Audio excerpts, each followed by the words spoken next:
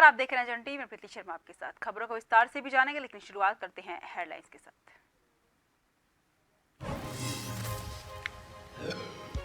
देहरादून में मेधावी छात्र छात्राओं के लिए द्वितीय प्रतिभा अलंकरण समारोह। राज्यपाल और तकनीकी शिक्षा मंत्री ने की शिरकत। 36 छात्रों और 7 शिक्षकों को किया सम्मानित।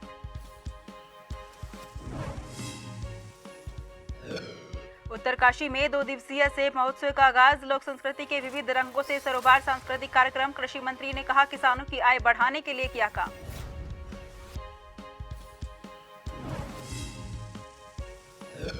किसान सम्मान यात्रा में पूर्व सीएम हरीश रावत ने साधा निशाना। कहा, बीजेपी की नीतियों से परेशान है किसान। बीजेपी सरकार ने किसानों का किया अनादर।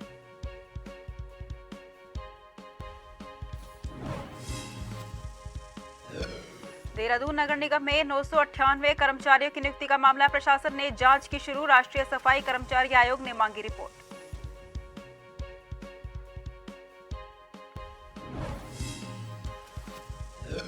कोटद्वार में शॉर्ट सर्किट से दुकान में लगी भीषण आग। लाखों रुपए का माल जला। कड़ी मशक्कत से आग पर पाया काबू।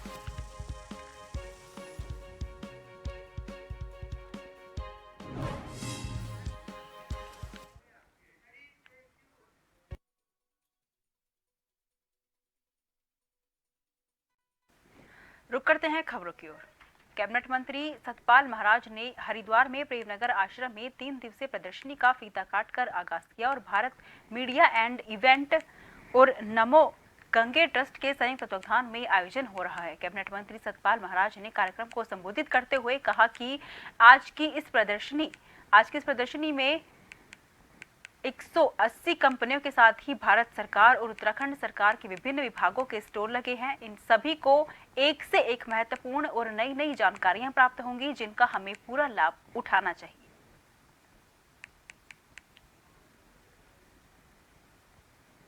इवेंट प्राइवेट लिमिटेड ने जो ये वाइब्रेंट इंडिया का जो एग्जीबिशन यहाँ पर ऑर्गेनाइज की है, ये बहुत अच्छी है और यहाँ बहुत नॉलेज और विज्ञान और ज्ञान यहाँ उसका समन्वय हो रहा है, तो बहुत कुछ देखने को मिला। और DRDO जो काम कर रहा है, सर्वे ऑफ इंडिया जो काम कर रहा है, वो सब देखने को मिला, तो काफ़ी परिचय हुआ। काफ़ी प्रगति हमारा देश कर रहा है मोदी जी के नेतृत्व में, तो बड़ी प्रसन्नता हुई।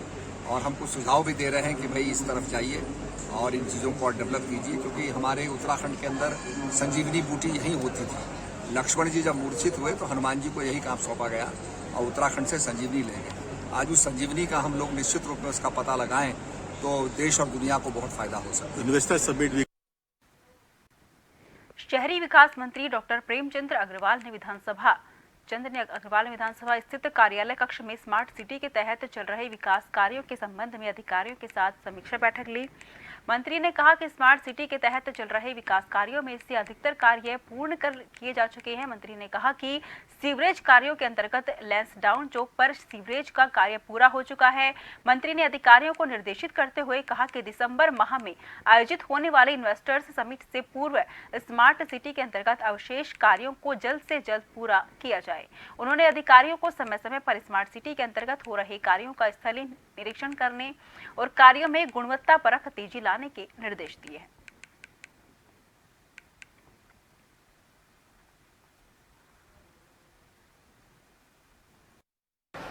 बहुत से काम हमारे यहाँ पूरे हुए हैं, लेकिन जिस प्रकार से अभी हमारे यहाँ काम सड़क का, सीवरेज का और जो काम शेष है उसको करने के लिए आज बातचीत हुई है। और मैं कह सकता हूँ कि जो हमारे यहाँ सड़क के काम है उसको हम नवंबर तक पूरा करेंगे, क्योंकि हमारे सामने इन्वेस्टर समिट के भी काम है और इन्वेस्टर समिट के उस कार्यक्रम से पहले हम अपने इस देहरादून को सुंदर सजाना भी चाहेंगे उनके सम्मान में, उनके स्वागत में, और कोशिश भी करेंगे जो स्मार्ट सिटी के इस प्रकार से काम है उसको हम पूरा करें। NRLM के तहत अल्मोड़ा के सभी विकास खंडों में 3 दिवसीय प्रशिक्षण दिया जा रहा है। क्लस्टर लेवल फेडरेशन के पदाधिकारियों और महिला स्वयं सहायता समूहों को ट्रेनिंग दी जा रही है, जिसमें ताड़ी खेत विकासखंड में धूप अगरबत्ती का प्रशिक्षण दिया जा रहा है, जिसके द्वारा समूह की महिलाओं की आजीविका को बढ़ावा दिया जा रहा है। साथ ही उन्हें स्वरोजगार की तरफ प्रेरित किया जा रहा है। 3 दिवसीय इस कार्यशाला में विकासखंड की लगभग 30 महिलाएं प्रतिभाग कर रही हैं।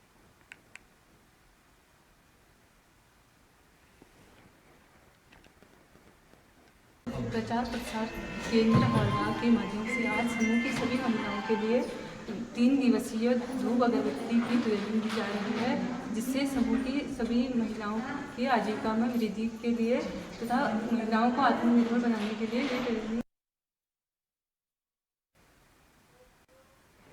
लोहाघाट में जीआईसी खेल मैदान में 15 दिवसीय मां झूमाधुरी दशहरा महोत्सव का ग्राम प्रधान पाटन पत्नी जानकी बोहरा ने शुक्रवार को शुभारंभ किया। महोत्सव में दूर दूर क्षेत्र से आए व्यापारियों ने अपनी विभिन्न प्रकार की दुकानें सजाई हुई, बच्चों के मनोरंजन के लिए झूले लगाए हुए हैं। वहीं झूमाधुरी महोत्सव कमेटी अध्यक्ष मोहन पाटनी ने कहा कि दशहरा महोत्सव का उद्देश्य क्षेत्रीय जनता के मनोरंजन के साथ साथ जनता को उचित मूल्य में सामान उपलब्ध कराना है। वहीं केजीएन के गुड्डू अंसारी ने कहा कि दशहरा महोत्सव में क्राफ्ट बाजार लगाया गया है, जिसका उद्देश्य ग्रामीण क्षेत्र के बुनकरों को आगे बढ़ाना और बैंक से लोन लेकर अपना रोजगार करने वाले व्यापारियों को आगे बढ़ाना है।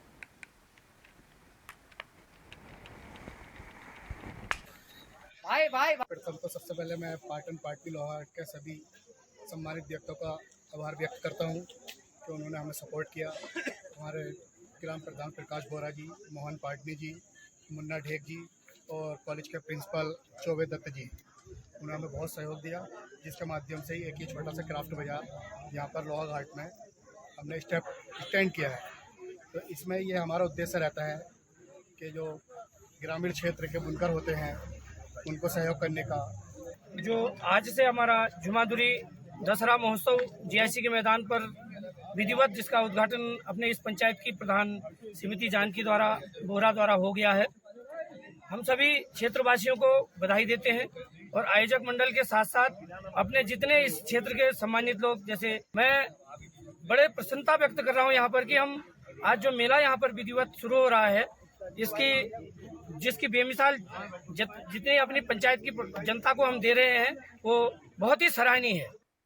2 दिसंबर को पार्षदों का कार्यकाल पूरा हो रहा है। ऐसे में अभी तक देहरादून में निकाय चुनाव की तैयारियां तक शुरू नहीं हुई हैं, जिस पर विपक्ष लगातार सरकार पर सवाल खड़े कर रहा है। वहीं कांग्रेस और आम आदमी पार्टी का कहना है कि हार के डर से बीजेपी सरकार निकाय चुनाव को लोकसभा चुनाव की बात करना चाहती है। बता दें कि वहीं विपक्ष को जवाब देते हुए बीजेपी के वरिष्ठ नेता देवेंद्र भसीन ने कहा कि निकाय चुनाव को लेकर उत्तराखंड चुनाव आयोग तैयारी कर रहा है, लेकिन इसमें कई टेक्निकल बिंदु आ रहे हैं।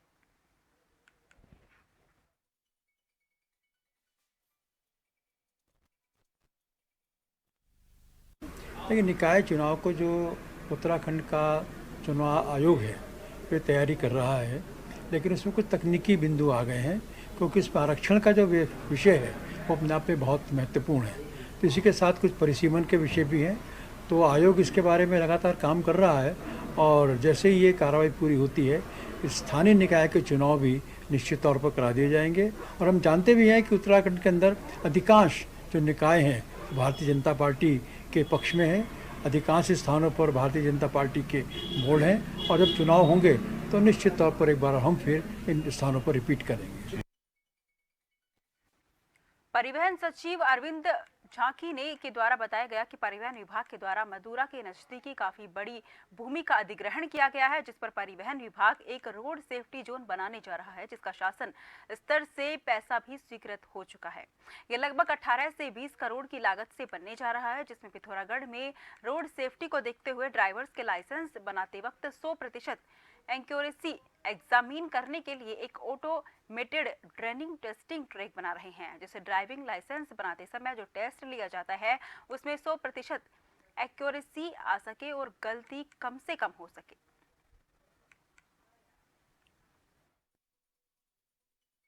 सेक्टर्स में हम लोग काम कर रहे हैं। पहला तो रोड सेफ्टी बहुत ही इम्पॉर्टेंट एस्पेक्ट होता है, जिसके अंतर्गत 2 स्टेप्स हैं बेसिकली। एक तो है कि ड्राइवर्स का जो लाइसेंस दिए जाते हैं वो कितना आप परफेक्ट देते हैं, उसमें कोई गलती ना हो रहे लोगों को, बच्चों को, स्पेशली जो युवा वर्ग है, उनको ड्राइविंग लाइसेंस देते समय उनको पूरी जानकारी हो, इस बात को कैसे सुनिश्चित किया जाए। तो हम लोग जो ह्यूमन इंटरफेस होता है लाइसेंसिंग प्रोविजंस में, लाइसेंस देने में या टेस्ट लेने में, उसमें जो गलतियां होने की संभावना रहती हैं, उसको दूर करने के लिए यहाँ पे ऑटोमेटेड एक ड्राइविंग टेस्टिंग ट्रैक बना रहे हैं, ताकि उनका यहाँ पे परीक्षण होगा, गाड़ी से वो चलाना, यहाँ पे अपना जो भी सीख के आए होंगे उनकी टेस्टिंग होगी। और खबर चमोली से है, जहां पिछले 17 दिनों से राजकीय महाविद्यालय गोपेश्वर में अखिल भारतीय विद्यार्थी परिषद और NSUI के छात्र संगठन छात्रों की विभिन्न मांगों को लेकर धरने प्रदर्शन पर डटे हुए हैं। वहीं इसी के तहत अखिल भारतीय विद्यार्थी परिषद के छात्रों ने अपनी मांग मनवाने को लेकर राष्ट्रीय राजमार्ग चमोली कुंड केदारनाथ पर जाम लगाकर विरोध प्रदर्शन किया। दरअसल छात्र संगठन 9 सूत्रीय मांगों को लेकर महाविद्यालय परिसर में आंदोलन पर डटे हुए हैं।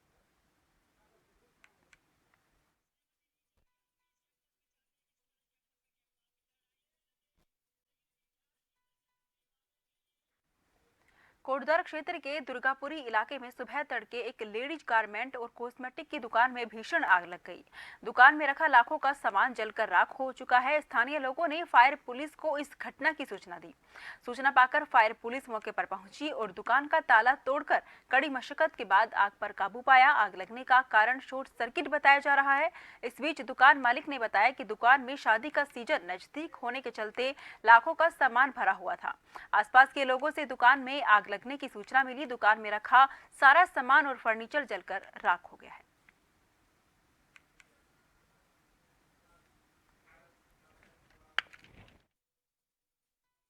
मिली है 6:18 पे। 6:18 बाद 5 मिनट बाद हमारी ये फर्स्ट गाड़ी यहाँ लग चुकी थी और स्थिति को देखते हुए शटर तोड़ा गया। दोनों दुकानों का शटर तोड़ के तो काफ़ी मशक्कत के साथ में कर्मचारियों द्वारा मतलब आग को काबू में किया गया। और ये कपड़े की दुकान एंड चूड़ी की दुकान थी और इसमें काफ़ी समय से आग लगी थी। अब ये आंकलन ये है कि शॉर्ट सर्किट से लगी आग या किससे लगी, इसका आंकलन बाद में किया जाएगा। और इससे प्रतीत ये होता वैसे कि शॉर्ट सर्किट से आग लगी है। लक्सर पुलिस ने नशे के खिलाफ बड़ी कार्रवाई करते हुए 13.85 ग्राम अवैध स्मैक के साथ एक तस्कर को गिरफ्तार किया है। वहीं दूसरी ओर पुलिस टीम ने नशे के खिलाफ कार्रवाई करते हुए 2 आरोपियों को 15 लीटर कच्ची शराब और एक आरोपी को कच्ची शराब बनाते हुए नए भय भट्टी उपकरण सहित 10 लीटर कच्ची शराब के साथ गिरफ्तार किया है। बता दें कि मुख्यमंत्री के ड्रग्स फ्री देवभूमि मिशन अभियान के तहत हरिद्वार SSP के निर्देश पर लक्सर पुलिस द्वारा ये कार्रवाई की गई है।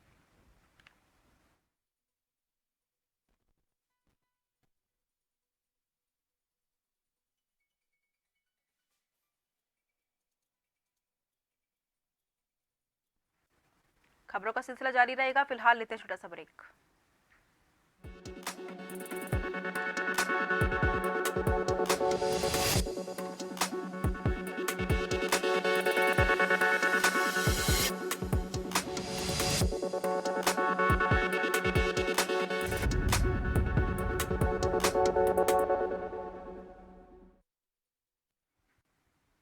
ब्रेक के बाद फिर से आपका स्वागत है। रुक करते हैं खबरों की ओर। मंगलोर के मुरलाना गांव में ऊर्जा निगम की टीम के साथ मारपीट करना 3 ग्रामीणों को भारी पड़ गया। पुलिस लगातार आरोपियों की धरपकड़ में जुटी है, लेकिन अभी तक भी आरोपी पुलिस की पकड़ से बाहर है। पुलिस ने अब न्यायालय के आदेश पर सभी आरोपियों के घरों पर कुर्की नोटिस चस्पा किए हैं, जिससे गांव में हड़कंप मचा हुआ है। बता दें कि 13 अक्टूबर को गुलशन बुलानी उपखंड अधिकारी अपनी पूरी टीम के साथ ग्राम सिकंदरपुर मुरलाना में मीटर चेकिंग कर रहे थे। इसी दौरान जब वो सुक्रम पाल के घर पर पहुंचे तो वहां बिजली की चोरी होती मिली, जिसका ऊर्जा निगम की टीम ने विरोध किया तो गांव के कुछ लोगों ने लाठी डंडों से ऊर्जा निगम की टीम पर हमला बोल दिया था।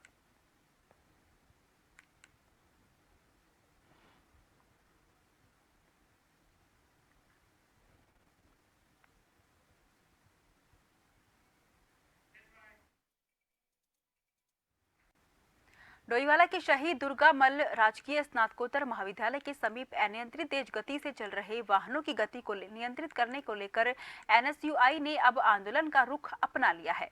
बता दें कि महाविद्यालय की एक छात्रा को 11 अक्टूबर को कॉलेज गेट के सामने ही एक बाइक सवार ने टक्कर मारकर घायल कर दिया था। उस छात्रा ने शुक्रवार को हॉस्पिटल में उपचार के दौरान दम तोड़ दिया। छात्रा की मौत के बाद NSUI के छात्र छात्राओं ने आज कॉलेज गेट के बाहर प्रदर्शन करते हुए धरना दिया और शासन प्रशासन से स्पीड ब्रेकर और बैरिकेडिंग लगाने की मांग की है, जिससे कॉलेज के सामने वाहनों की गति नियंत्रित हो सके। छात्रों का कहना है कि यदि जल्द उनकी मांगे नहीं मानी गई तो वो उनके खिलाफ उग्र आंदोलन को मजबूर हो जाएंगे।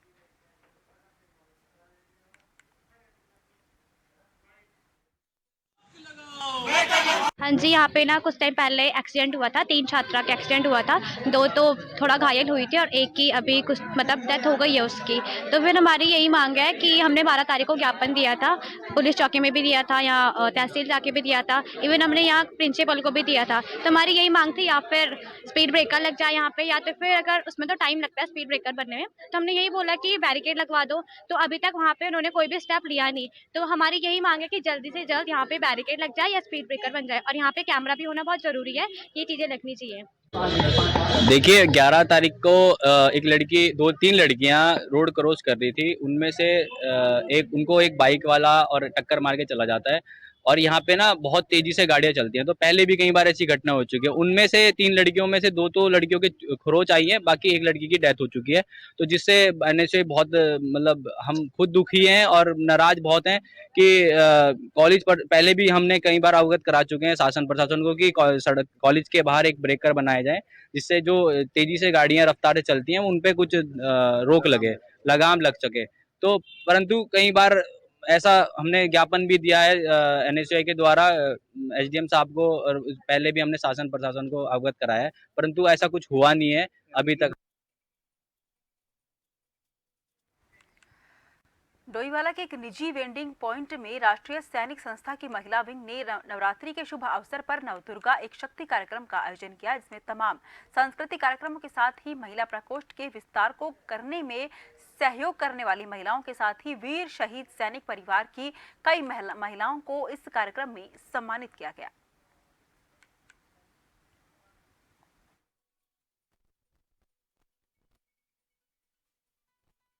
ये राष्ट्रीय सैनिक संस्था का एक प्रोग्राम हमने इसलिए रखा है क्योंकि अभी तक राष्ट्रीय सैनिक संस्था की महिला प्रकोष्ठ का विस्तार नहीं हुआ था। ये मुख्यतः महिला प्रकोष्ठ के विस्तार के लिए हमने कार्यक्रम रखा है, जिसमें कुछ ऐसी महिलाओं को हमने आमंत्रित और सम्मानित किया है जो इस विस्तार को करने में हमारा सहयोग करेंगी। कुछ वीर परिवारों से महिलाएं हैं जिनके परिवारों से कोई ना कोई पुरुष, कोई ना कोई व्यक्ति शहीद हो चुका है। हमारा हमेशा से ये प्रयास रहा है कि उनको किसी न किसी प्रकार से सम्मानित किया जाए, उनका सहयोग किया जाए। तो इस कारण से ये महिला प्रकोष्ठ का विस्तार करने के लिए आज ये प्रोग्राम यहाँ पर राष्ट्रीय सैनिक संस्था की महिला विंग द्वारा आज हम नवरात्रि का पर्व, जिसमें हम देवी दुर्गा के 9 रूपों को पूजते हैं, और ये बहुत ही सिग्निफिकेंट है क्योंकि हम लोगों के लिए, हम कहीं तो एक तरफ बच्चियों की जिन्हें हम जन्म भी नहीं देने देते, उनकी हत्या करते हैं, और उधर हम नवरात्रि का पर्व पूजते हैं। ये एक सवाल मेरे जहन में आ रहा है। ये पर्व हम बड़े लोहाघाटा क्षेत्र के करण रायत में रामलीला का शानदार मंचन किया जा रहा है। रामलीला के कलाकारों के द्वारा अपनी शानदार और जानदार अभिनय से दर्शकों को देर रात तक लीला का आनंद लेने के लिए मजबूर किया है। रामलीला कमेटी अध्यक्ष कैलाश फड़त्याल ने बताया कि आज के रामलीला मंचन में सीता स्वयंवर की लीला का मंचन किया गया है, जिसमें सीता को ब्याहने के लिए देश विदेश के राजाओं के साथ लंकापति रावण और महाबली वाणासुर भी पहुंचे। सीता स्वयंवर में लंकापति रावण और महाबली वाणासुर के बीच हुई तकरार में दर्शकों ने खूब सराहा। वहीं रावण के पात्र मनोज मुरारी और वाणासुर के पात्र रोहन विष्ट ने अपनी शानदार अभिनय से दर्शकों का दिल जीता, तो परशुराम के पात्र विशाल फड़त्याल ने भी दर्शकों की खूब वाहवाही लूटी।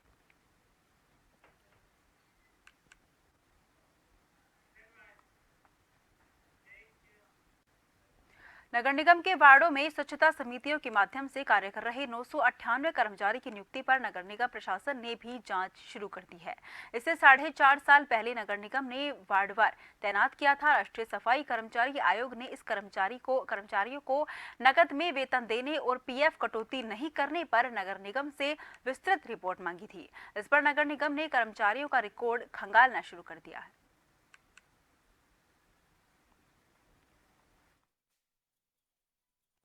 सफाई कर्मचारी हमारी जो स्वच्छता समितियां हैं वो पार्षदों के अंडर में हैं और अब तो मुझे लगता है कि जांच का विषय कोई नहीं है, क्योंकि जितने भी कर्मचारी हैं उनको उनके खाते में पैसा जाता है, बैंक से जो है उनको भुगतान होता है। तो मुझे लगता है कि इस किस्म की दिक्कत नहीं है। जांच हो रही है तो जांच होनी चाहिए, उससे जो है निष्पक्ष जांच हो जाएगी तो सब चीज़ें दूध का दूध पानी का पानी हो जाएगा।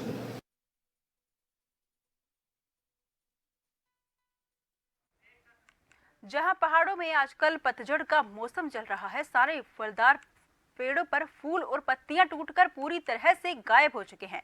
लेकिन इस पतझड़ के मौसम में पहली बार कई सेब के पेड़ पर फूल और पत्तियां खिले हुए नजर आ रहे हैं।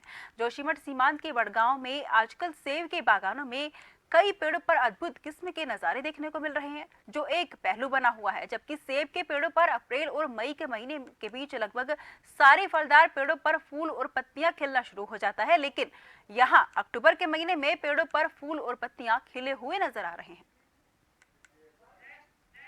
बता दें कि दून शहर में विकास कार्य और निर्माण होने के कारण कई ऐसी सड़कें अस्तित्व में आई हैं जो सार्वजनिक घोषित नहीं हो पाई हैं, जिससे उनके रखरखाव में समस्या हो रही है और जनता को काफी दिक्कतों का भी सामना करना पड़ रहा है।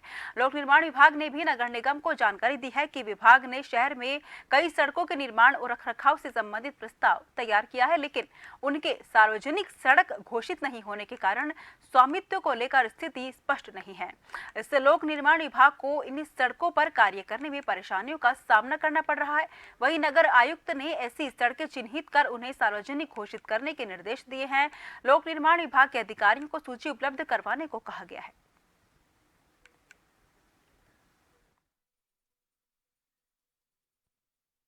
कोई नहीं है, चाहे नगर निगम काम करे, चाहे पीडब्ल्यूडी काम करे, चाहे कोई भी कार्य संस्था काम करे, उद्देश्य एक ही है कि क्षेत्र में विकास कार्य होने चाहिए और ये नहीं होना चाहिए कि नगर निगम के माध्यम से कोई रुकावट हो रही है, पीडब्ल्यूडी के माध्यम से कोई रुकावट हो रही है। जनता भी यही चाहती है कि हमारी जो क्षेत्र की समस्या है, चाहे सड़क की है, पानी की है, बिजली की है। फिलहाल के लिए मुझे दीजिए इजाजत। देश भर की तमाम खबरों के लिए आप लगातार देखते रहिए जन टीवी, क्योंकि हम हैं जन जन की आवाज।